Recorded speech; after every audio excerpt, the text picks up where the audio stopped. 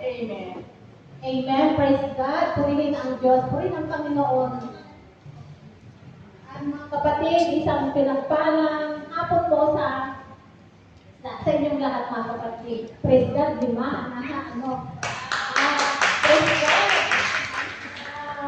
Ibu-ibu anghel ang nagagalak po po sa kanya dahil limang kaluluwa ang sumugong sa panawagan ni Yahweh Shaddai. At ipakilala po namin ang inyong nasumpungan mga kapatid na we are happy to welcome you, our dear sisters sa family ni Yahweh Shaddai. El Shaddai, DWXI, Prayer Partners, Fellowship International, ang isang Catholic, Charismatic Renewal Movement po. Isa tong Catholic, itong nasumpungan niyo po. Ang El Shaddai ay salitang Hebreo. Ang ibig sabihin ng El ay God. Ang Shaddai ay Almighty, ang Diyos sa mga pangyarihan. Ang iba pang kahulugan ng El Shaddai is the God who is more than enough or all-sufficient one. El Shaddai is also one of the 7 covenant names of our God in the Bible. Sister Flor, ipaliwanag na po dahil hawak nilang makasin at panyo. Yan din mayroon tayo panyo na natanggap, bakit natin na dasalin every hour for natin na dasalin, lalo na may kailangan tayo kay Lord o hindi man, si Lord lang akong kapitan. Basahin na po din ng Salmo 91, makikita din yung nasa Biblia yan. Ang kasi, nandiyan din po yung mga buhay na patotoo. Kaya din natin yung mayroon din tayo sa YouTube, tapos ang gawain dito sa Hong Kong, pag Monday to Friday sa St. Joseph, 12 ang start ng Mass hanggang sa following hour. And then dito sa site ko, pag Saturday, 11:30 nag-start ang Mass. Si Father Raja at si Father Jane, palitan na yan, pero the same time, 11:30. Pag dyan naman sa school ground ay nag-i-start sila minsan na awan, bibigyan sa sitwasyon, minsan dito, minsan dito. Wag lang nag-i-start sila. Yun lang mga kapatid, magkilala na tayo kung taga-saan sa atin at anong pangalan. Luisa Flores po from Isabel.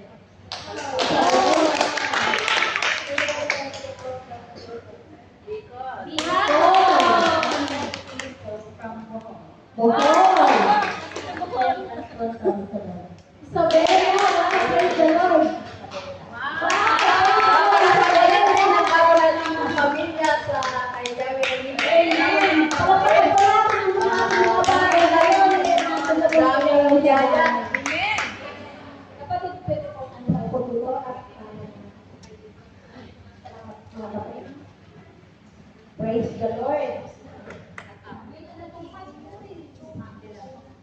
Salamat po. Magandang hapon pala sa inyong lahat. Lalo-lalo sa ating Diyos ng mahal. Magpapasalamat. Ibibigay ko lang po ang aking papuri para tuloy na pasasalamat sa ating Diyos na buhay. Kasi po naglipat po ako ng bagong amo at yung hinihiling ko po na amo na ibigay sa akin ng Diyos. Ibinigay niya. Tapos, lubos-lubos pa yung hindi ko hinihiling. Parang, mayroon pa. Kaya, nagpapasalamat ako sa ating Panginoon, sa Iglesia. Pagpapabaya sa akin.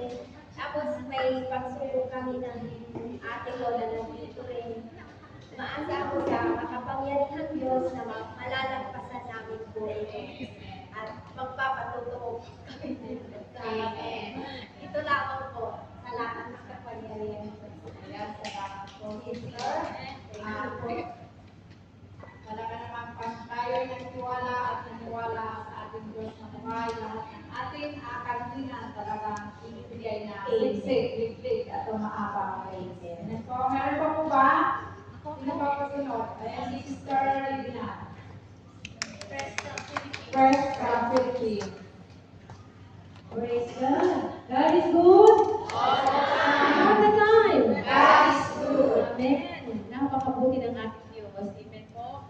Umakyat na po ako sa bago kong employer dumating kasi ako sa Hong Kong noong Tuesday at Wednesday po ako umakyat sa akong bagong employer. Salamat sa Diyos dahil pinalabas nila ako sa araw na ito. At binigay din nila ang Saturday, fixed Saturday pa rin na magiging off ko sa aking employer. Salamat din sa ating Panginoon dahil naging matagumpay ang aking pagbabakasyon ng isang buwan. Sa Pilipinas, nakapiling ko po ang aking mga mahal sa buhay. Salamat sa ating Diyos. At higit sa lahat, hindi nagpapasalamat po sa aking Panginoon. Ang buhay, nahima ng buhay na binigay ng ating Diyos sa aking kapatid na dati na-share ko po sa inyo na nagkaroon po siya ng stage 4 cancer. Na dati talagang lastang buhay na siya. Last May, may katapusan po yun. Salamat sa Diyos dahil ang aking Diyos ay tunay na buhay at tunay na nagpapagaling at tunay na patuloy na walang mahirap o nang imposibleng bagay sa Kanya. Amen po. Dahil sa sama-sama namin magpanalangin ng mga pamilya everyday, yun po yung naging kalakasan ng aming po kapatid upang magkaroon siya ng kalakasan at higit sa lahat ang kanyang pananampalataya sa Diyos. Dahil tunay na pag ang Panginoon ang nasa ating buhay, lahat ng minimiti ng ating mga puso ay pinagkakaloob niya. Amen po. Maging sa kanyang financial po na pangangailangan. Alam niyo naman po ang gastusin sa pagkekemo. Siya po ay under chemotherapy pa rin po ng 12 sessions. And next Tuesday po ay magiging 10 session na po yun sa kanya. At salamat sa Diyos dahil marami talagang nagulat sa naging kalalagayan ng aking kapatid. Sabi ko nga po, ang Diyos ay tunay na buhay. Amen. Ang Diyos na mapagpagaling. Ang Diyos na tunay na walang mahirap, walang imposibleng bagay sa Kanya. Amen po.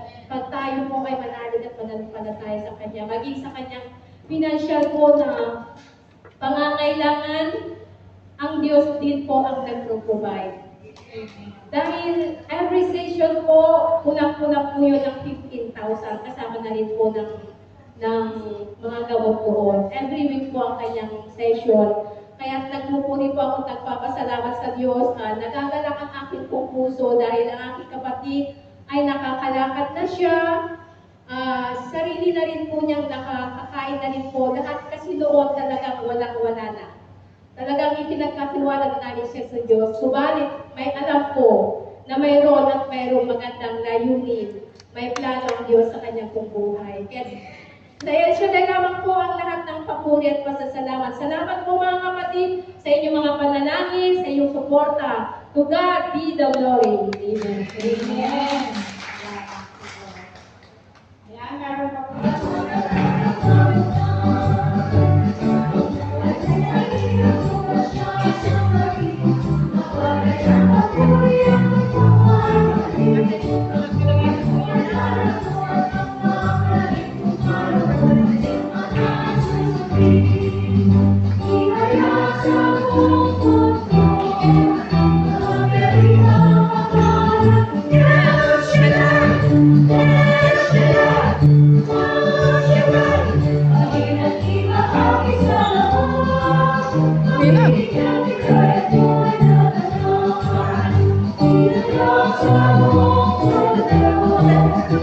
Kapatid sa panalangin ng paglilingkod at sa anointing po ng panibagong core group ngayon.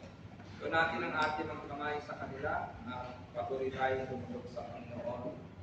Ama namin na nasa langit, patuloy mo kong pagpalain na aming mga kapatid na itinawag upang maging tagapamuno sa amin sa iyong gawain ng araw ng Sabado. Patuloy mong pagpalain ang kanilang buhay. Panawagan galing sa iyo ang pagtitiwala ng Panginoon na ang puso namin, di ka namin dapat biguin at patuloy namin maibigay sa iyo ang the best ng aming paglilingkod. Pagpalain po ang aming mga kapatid na ito, gamitin ng Espiritu, maging mabuting halimbawa ng pamumuhay Kristiyano at hindi lamang sa posisyon Panginoon kundi sa kanilang pagsasabuhay.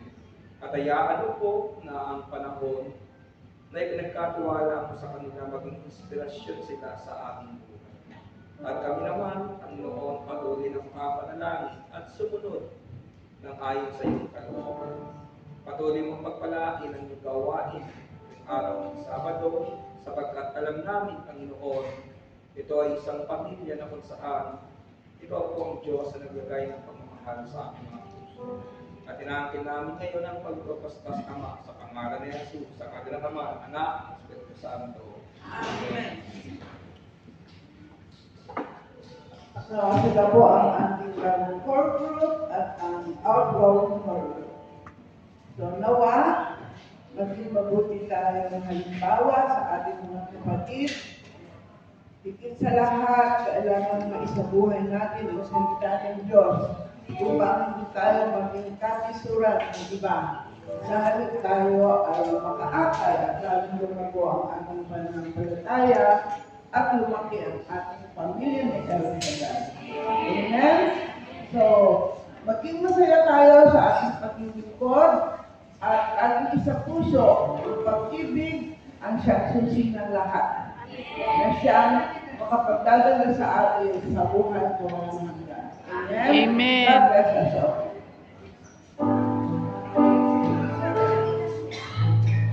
We will serve.